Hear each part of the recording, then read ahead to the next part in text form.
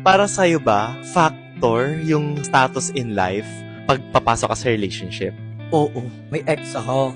May trabaho na siya kung nag-aaral pa lang ako. So, ibig sabihin sa date, siya yung laging Oo, nagbabayad. nakakahiya. Nakakahiya. Yung gusto ko yung give and take. Gusto mo ng give and take, pero that time, wala ka namang Oo, kakayanan pa. gusto ko talagang magbigay, Oo. pero hindi ko alam kung paano. Kaya nung pinalitan na ako, nagets ko na.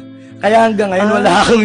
Oo, Alam mo sa akin din, parang ang laking factor ng status in life. Ganun din na-experience ko din yun, yung siya may trabaho tapos ako wala. Oo. Parang ayokong dumating sa point na makakwento niya sa friends niya na Oo, siya yung laging yung- sumasagot ng date namin. Kasi alam ko sa sarili ko na gusto ko rin namang magbigay, pero wala naman Wala akong kakayanan talaga, kasi wala oo. akong trabaho. Tapos isa pa, yung for example, may mga kwentuhan na punta tayo ng Baguio, o kaya bakasyon tayo dito. Tapos syempre, ikaw gustong-gusto mo, pero anong isasagot mo? Oo. Kasi alam mo naman na wala kang kakayanan na oo, kasi wala ka namang pera. Sinabi mo na lang na